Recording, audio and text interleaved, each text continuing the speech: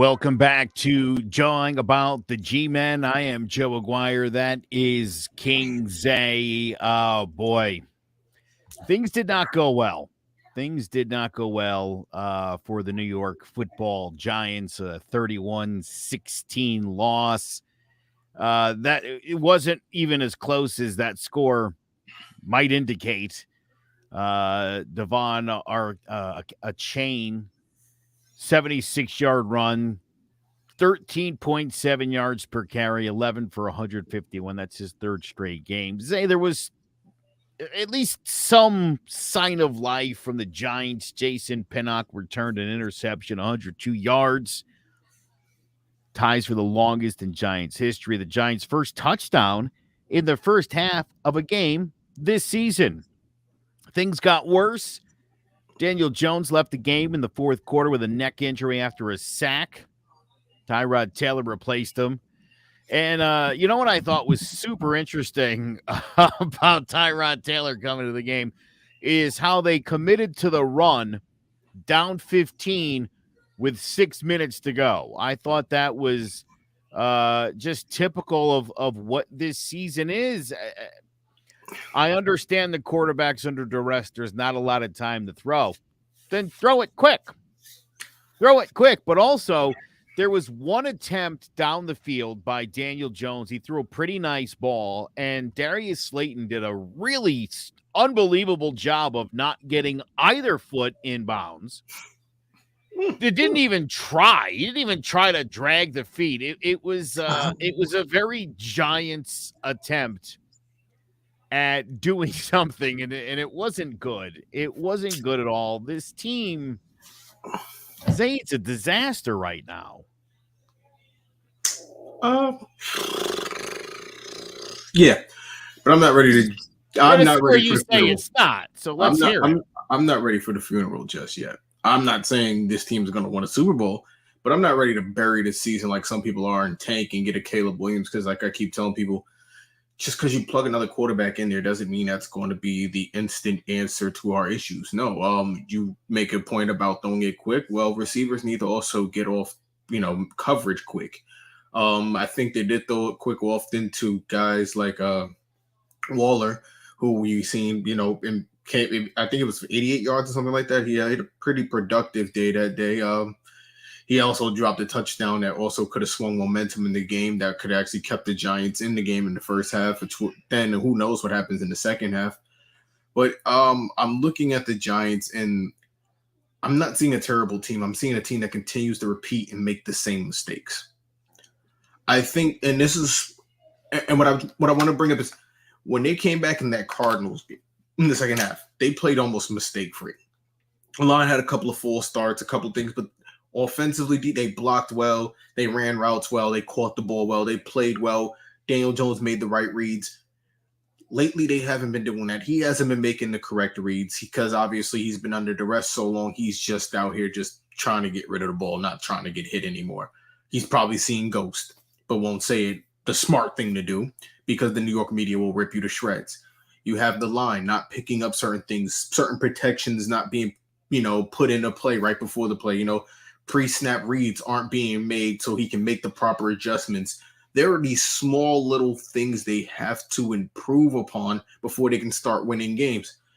Now, I look to a team like the Lions last year who started off, rough, kind of not sure what they were going to be. A lot of people were off the Dan Campbell bandwagon really early with the Lions.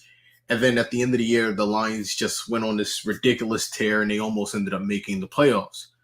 I think Daboll's in a very similar situation this year, though the records aren't exactly the same, where now he has to find a way to make something out of this season and prove to people that he's still the coach that he was last year. I don't believe that the team has fell off or gotten worse. I think they need to improve. I think discipline needs to be improved. I think coaching needs to start coaching. But as far as the team, I still think that team still has potential to win games this year. After this Bills game, we got a light stretch where I think we'll really start to see who this team is and who Daboll is as a coach. Because if he can get this team through this stretch of teams that are in the lower echelon of teams in the league, then we can be like, okay, maybe they weren't bad. The Giants just, started off with a heavy schedule and dealt with injuries at the same time. And that what it looks like to me is a correlation of you got a lot of good playoff teams up front, and then you also had injuries.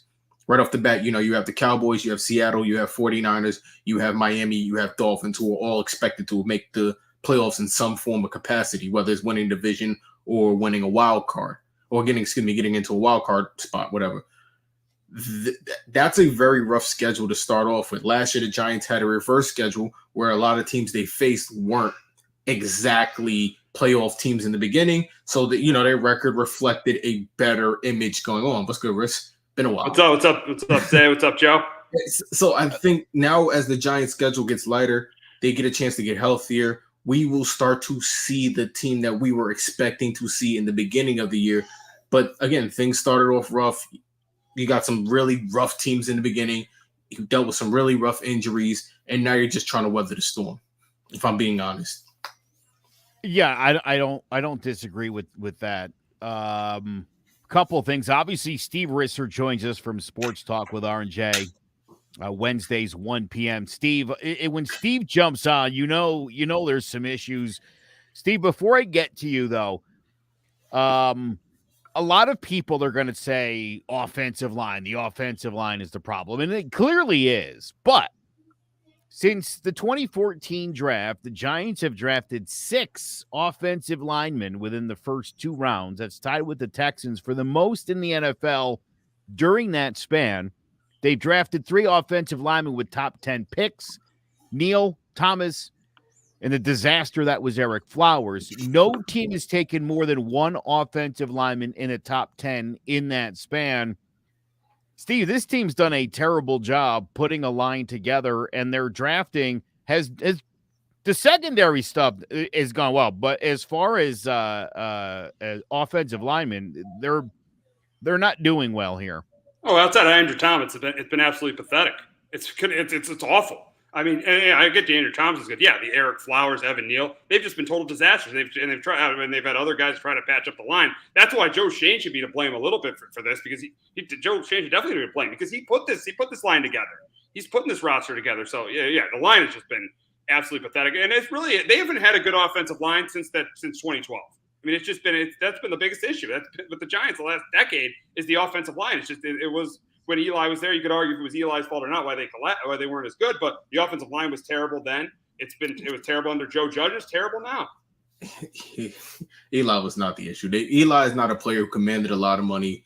The Giants were in a different situation. The quarterback market wasn't what it is today, where you can be like, well, that guy was making $40 million a year and you had no money like the Giants have a situation now. No, that was completely different. Giants won in 2011 or 2012, however you want to look at it. They won that year and thought that they were still in a good situation when they obviously should have been rebuilding. The line was on the decline as, the later half of their careers. And like Joe said, they've just been missing on picks. I've been saying it on this podcast and screaming it out for years. Stop taking these offensive linemen. I said take Sauce. Y'all wanted Neal. I keep yelling these things. Stop taking these guys. And because I feel like you can get a lot of meat in the 3rd round in the draft. I feel like, especially over the last few years, the upper draft has become hit or miss. Look at it. You can make an argument about the Giants linemen, but look at the Browns. They can't draft a quarterback. They can't draft a quarterback. They can't pay a quarterback. They can't find a quarterback. You know what I'm saying? And it's because you pick in the upper portion of the draft. And then you look at a team like the 49ers, who, again, I will keep saying it, Brock Purdy is a front runner. Brock Purdy is in what you call a perfect quarterback situation. If you take Bryce Young or Trevor Lawrence or one of those guys, you put them on the 49ers, they're going to be just as good, because that team is built to win. And all you got to do as a quarterback is just function. That's all Brock Purdy has to do. He has to come out, make the reads, make the throws, and that's all he has to do. Everyone else around him is going to do what they got. Christian McCaffrey's going to do what he's going to do. Brandon Ayuk is going to go do what he's got to do. But they got Brock Purdy in the end of the draft. Look at Giants. They took Saquon Barkley. Saquon Barkley has been great. Don't get me wrong. He's been up and down, but when he's played, he's been great for us. But look at what the Jets did with Breece Hall.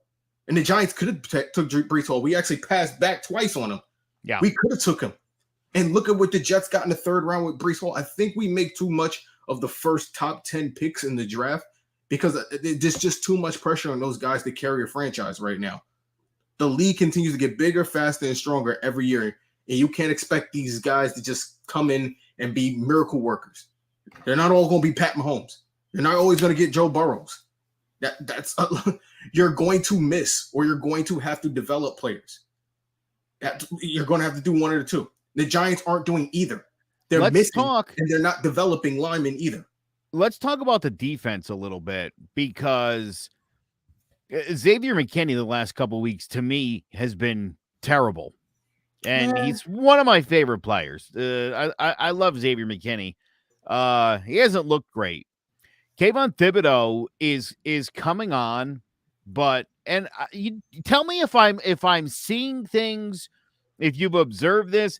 There seems to be a lot of plays where his effort reminds me of Randy Moss in his prime, where it's a running play away from him. He's not all that into it. No.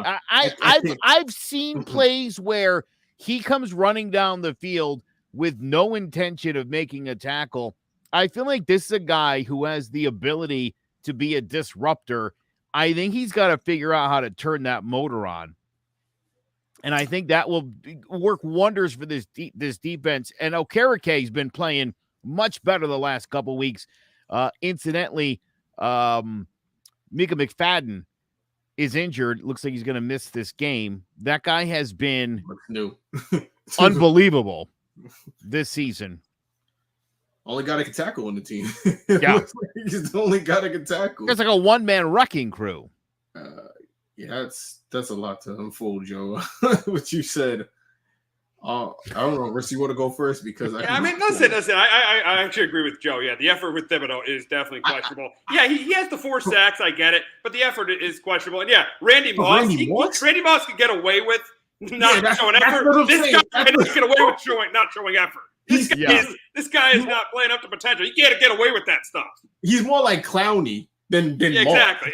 Moss been out there and put numbers. Good comparison. Maybe I was getting a little extreme, and you know what? You're right. Clowney is in the league, and so he definitely a better reference. Look, again, it's a guy with all the talent in the world, and I feel like if this guy was 100% making every effort on every play, I'm not saying Lawrence Taylor or Micah Parsons, but I think Kayvon Thibodeaux has the ability to be a big-time game changer for the Giants, and I don't know. I just don't feel it. No.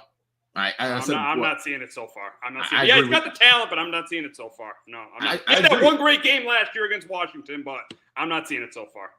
I'm with him. I mean, I don't agree with the statement you made about him, taking off plays, because I've seen him make a lot of backside tackles. I've seen him run across the field and make some. But a lot of the backside tackles are tackles he missed in the beginning. Look, whatever. He's running. I mean, which is nice, but make him in the backfield. The effort was still there. My point is, hold on. Let me respectfully disagree. I feel like if the effort was there on the first tackle, he wouldn't be making all these backside tackles. He's made some moves in the backfield that where he's sort of gotten juked.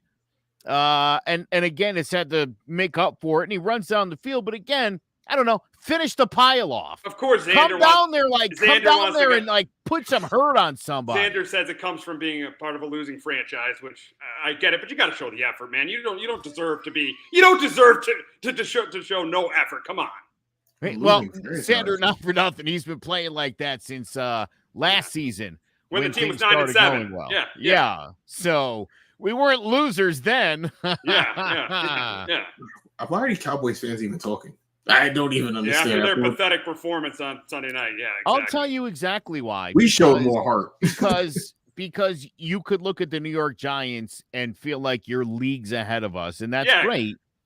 The weird thing in all this is, right, the Giants got blown out by Dallas. The Giants beat the Cardinals.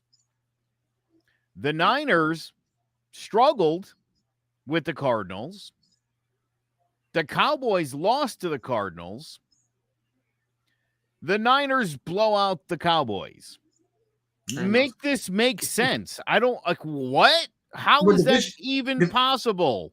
Divisional games are always tough. That's always going to be. I don't care what you say. Divisional games are always going to be tough, no matter how bad the team is. It's like with us having facing Washington in a couple of weeks. Washington isn't really that good of a team, but it's going to be a tough game.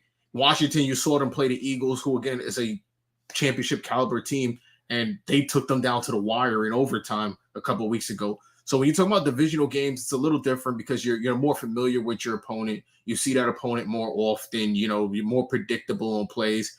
That goes a long way in any sport. When you're playing someone within your conference or division, it's more likely that those games will be closer. Show me the schedule. Man, this has been such a I want to look at this because the Giants are 1-4, and I don't suppose either of you feels real good Sunday night about the Giants. So let's say we're going to go 1-5 as we head into a stretch. So hold on, you make your case in a minute. Washington, the Jets, the Raiders, Cowboys, Washington, Patriots, Green Bay, New Orleans. I mean, that's not a tough schedule. The last three are potentially bad. Here's the other thing. Is there a reason why we always have to play the Eagles like 2 weeks apart? What kind of diabolical scheme is that? They're hoping we're playing for the division. Giants, Eagles for the division last game of the year. They would love nothing more. Ratings would fly through the roof. Eagles and Cowboys is good, but no, I don't think anyone hates each other. That happened last year with us in Washington. We played like 2 out of 3 weeks. I think Washington plays 2 weeks in a row last year. I hate that. Yeah. We played them again. It's basically 2 weeks. It's almost like that again. Yeah.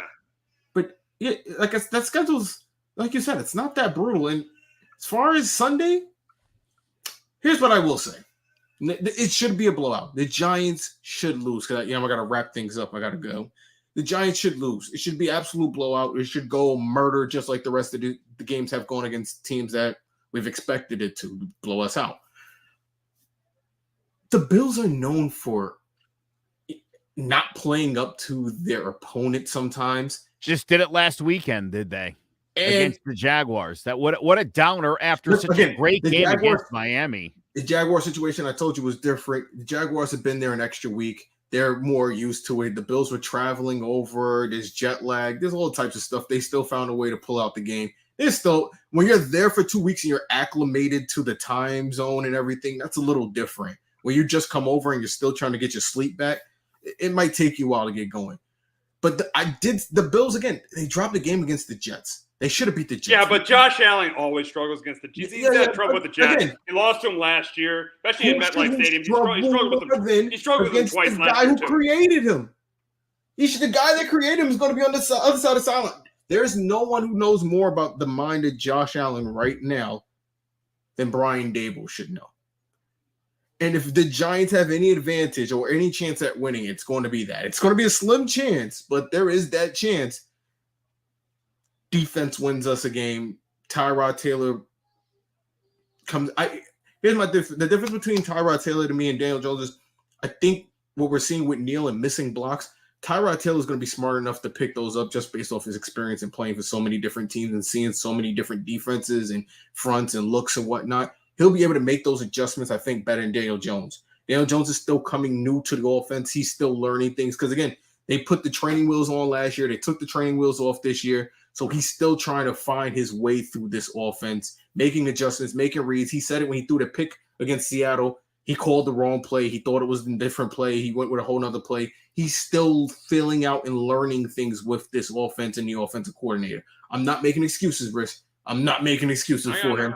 He's been playing lousy. He needs to play better. I'm not making excuses in that portion. But I'm saying I think Tyrod Taylor, with this experience, will be able to make better reads on that, give himself more time, and give the Giants advantage if defense can keep us in this game. Because, like I said, Daboll knows the mind of Josh Allen. Give me a prediction, and then you can skadoodle. A prediction. Oh, this sucks because I know I want the Giants to win, but I can't be that person. Giants lose, I'm sorry. 34-17 maybe, something like that. Scoregami maybe. I don't think we've had many of those ever, so I could see something in that range. But if the Giants were to win, it'd be like a 21-24 field goal. Graham Gano wins it at the end type shit. That's how I think it would go. I'm just being real. He's the All best player on the team. If Yeah. only if someone's going to win, it's going to be a 56 or 60-yard field goal by Graham Gano. We probably shouldn't have hit, and that's how it's going to happen. And then hopefully that spirals us into a win streak. He's my fantasy kicker, and had he not missed 2, I would have had a win this week. So big thank you to Graham Gano, best Giants player. It looks like Saquon might play this weekend. I wouldn't expect a ton out of him, though. He generally comes back and plays like garbage. So no DJ, a somewhat limited Saquon. That's a recipe for a loss. This will happen. This isn't gonna be good. I mean, it's probably gonna be like how the last 4 losses have been. Buffalo's still. I mean, I know they're 3-2, but they've lost 2 1-possession games. They need to get better in those 1-possession games, but yeah, this is Josh Allen should have a big day against this defense. If they're prime time, the Giants, obviously, we know how much they struggle there. Yeah, it's going to be a really, really rough game. I think they're going to have trouble scoring against Buffalo's defense. Even though Matt Milano and Tre'Davious White are out, they're going to have a ton of trouble against this Buffalo defense. I'm saying 34-10. I think it's going to be a really, really brutal one on Sunday night. Because that game on Sunday, let's be honest, there was a lot. That final score was not indicative of the game. The Dolphins completely. Well, let's be real. If they score that touchdown in the first half, we don't know what happens. We don't know what happens. If they're in that game, they score that touchdown. Yes, they probably still end up ultimately losing, but we don't know what happens from there. Yeah, but a big reason why we stayed in that game was because the Tua threw 2 bad interceptions. That pick near the goal line. That's part of the game. Yeah. Don't tell me that's part of the game. That's your defense playing well. Don't tell me it's like it's just bad luck. No, the defense played well. That's part of football. You have to make good throws. You have to complete them. That's part of. They get intercepted. They get deflected. When it happens to Daniel Jones, we're very critical of him. You just can't be like this now. Oh well, Tua made 2 bad passes. No. Tua played bad on 2 plays, and the defense played well. That's how that went, because we have to be the same way with Daniel Jones that we are with every other quarterback. Yeah, you're absolutely right. And you know what? That's such the idea that the Giants were still in position against this team, much like they were a couple weeks ago with the 49ers. I mean, you for whatever reason have been able to play with those 2 football teams. They were Seattle too. They were in the Seattle game till the second half. They just can't score. If they can find a way to score, get some momentum going, they could win game. Well, yeah, look, first of all, they've got to score in the first quarter. They've got to figure out a way to put points on the board in the first quarter. And here's the other thing. Look, you're 1-4. Throw the football down the field. Figure out how to protect and get the ball down the field. Steve, I was mentioning earlier, 1 ball down the field this week. Yeah, that one was Slayton, That one was Slayton, And I mean, like, Darius Slayton did not even attempt to slide his feet. It was like, I don't know. Like, this team blows my mind. You're going to probably lose. Take chances. Why not take chances? Running the football down 15, 6 minutes to go makes it looks like you're quitting. They must be hiding. He must not be able to run routes. They're hiding Hyatt. There's no reason why this kid is the fastest player on the field, and you're not just fly after goddamn fly after post. I'd be running his ass down the field like they do Tyreek Hill. Like, people tell me quick, fast. The Giants throw quick, but we throw behind the line. Tua's throwing quick slants off the line this way, quick slants. Running backs are coming out the backfield. They go, we throw sideways. How many times are we going to throw to Paris Campbell in the backfield sideways where he either doesn't catch the ball gains a yard and a half? Paris Campbell for no gain is like the call of the year so far for the Giants. I'm so and again, if you look at last year, look at a highlight film from last year. Look at our best plays. We were throwing reverses and all types of stuff. We were actually running plays, putting people in motion. We've been stagnant and dry this year. Literally, I think they're starting to think that their receivers were so good. Oh, we just block and just let the receivers do what we got to do. We don't need misdirections. No, you do need that because your line can't block. You need to have defensives guessing. You just can't have your quarterback just sitting back there like a duck. That's literally how he's going to die. Daniel Jones's career will end fast if they keep blocking like that. Yeah. You don't got to worry about how much we're paying him because we will be drafting a new quarterback. I'll see you guys. All right, Zay. Thanks for making it. You're the man. We'll see you next week. Of course. See you guys. Maybe the Giants win. Hold it All down. right. That's gonna Steve, be I'll give you the final word here. Look, Zay's a little optimistic. He thinks this team can turn it around in the second half. That schedule, we just ran through it. I mean, it's about as favorable as you could hope for. Do you think that this team has a chance to have a strong second half? I think they'll be okay in the second half. You look at the schedule. Yeah, they got the Commanders twice. They got the Patriots. They should beat the Commanders one of those two games. They should definitely beat the Patriots. The Patriots are absolutely pathetic. The Packers, that's winnable, seeing the way Jordan Love's played.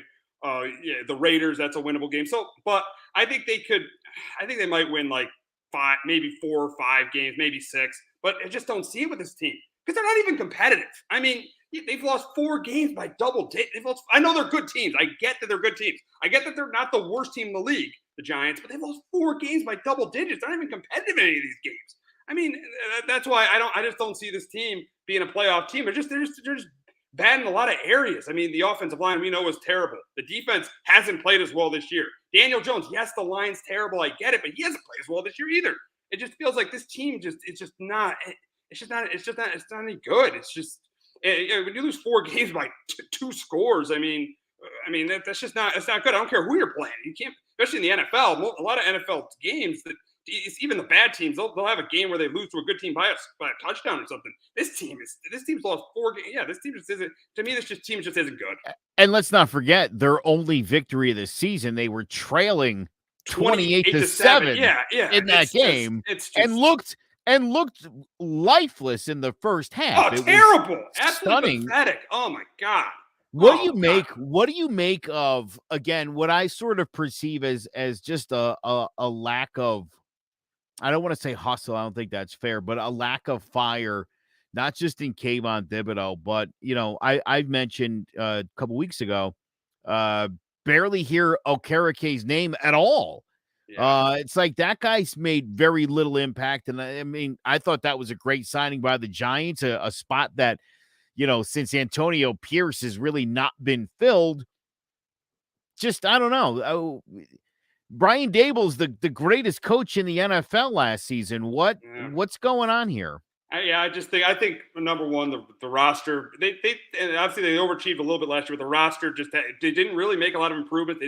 They really didn't go out and get a number 1 receiver. They didn't improve the offensive line. And defensively, you think that with some of the improvements they may get, Okereke to be better, but and you think with Thibodeaux in the second year we get better, but it's gotten worse. So I think definitely part of this is definitely on Joe Shane. Brian Daboll, he just hasn't had as good of a for some reason he just hasn't had as good of a year. He hasn't got this team ready to play. And at times you've seen poor special teams, penalties. I mean, you've seen different things this year where just Daboll has just not had. And I was a big Daboll guy last year, but he hasn't had this team ready to play. And then ultimately the quarterback position, yes, as I said earlier, the offensive line is bad and he doesn't have a number 1 receiver, but still he hasn't stepped up this year. Outside of that Arizona game, he hasn't stepped up either this year. So it's just been a combination of everything. Pretty much the defense, the quarterback, the offensive line. It's just been a combination of everything. It's just been, that's why this team has been such a disappointment. And the schedule has been obviously brutal, but you'd like to see them get at least one more win in the 6-game stretch and be competitive, and they just haven't. To me, the game against Seattle is a regrettable game, and if they're able to turn this season around and they come up just short, I think you're probably more on point with 5 or 6 wins. But let's say they get a little crazy, they have a big second half. I think potentially the Seattle loss is going to end up being the one that's going to have been the most problematic. By the way, depends on, I guess, how you look at it. Daniel Jones says he doesn't think the neck injury is going to be a long-term concern. This is not the same situation as the neck injury from 2 years ago, where he missed the final 6 games. So if you like Daniel Jones and you want him around, that's good news. And if you feel differently, I'm sorry to be the one to tell you that is not going to be a long-term issue. Yeah. I'm hate watching right now. It's been painful. The Giants have looked overmatched. I'll say, look, the defense, I think they played as well as they could against Miami. I really do. I know they forced the turnovers. It's just they gave up so. I know that's a great offense. I get Listen, they gave up so many yards, 500 yards of offense. The big plays, the constant big plays. Yeah. Again, that felt like a team that didn't think it was going to win. The Giants hit the ball for 37 minutes.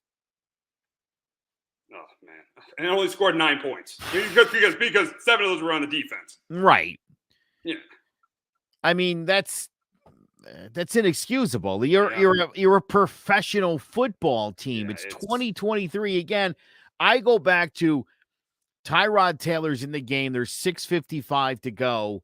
They're down by 15, and they're running the football. Yeah, just take shots. As you said, just take shots. Yeah, throw it. I would rather see Tyrod Taylor throw 3 pick sixes than have to watch Matt Breida run for 2 yards. Because technically, that game is. I mean, as much as the Dolphins dominated, that game was technically not over at that point. Right. You could still come back. You would still have a chance to come back. Even though how much they got dominated, you can still come back in that situation. Yeah. Frustrating, though, again, to see, again, I perceive it just as a overall lack of effort. It was like, we didn't get blown out, and they just decided to ride that game out. Yeah, they were just content about that, yeah. That was not what we're looking for at all. No, not at all. All right. Not at all. Steve Risser, I appreciate you joining us again Wednesdays. He and Justin D'Onofrio break down the wide world of sports. Fantastic show, 1:00 Eastern time. You can also download the audio version of that podcast every Wednesday afternoon, wherever you download your podcasts and at clovercrestmedia.com. Join about the G-Men, Facebook, Twitter, YouTube. We're everywhere. Follow, like, subscribe. Steve, much appreciated. My pleasure. We had a lot to talk about. You helped us out big time. Big thank you to Zay, who had to run. The wife's pregnant and wasn't about to have him out all night. So that's going to do it for this week. We'll be back next Thursday night, 8:00, and hopefully some good news about the Giants. Until next time, I'm Joe Aguirre for Steve Risser. Thanks for watching.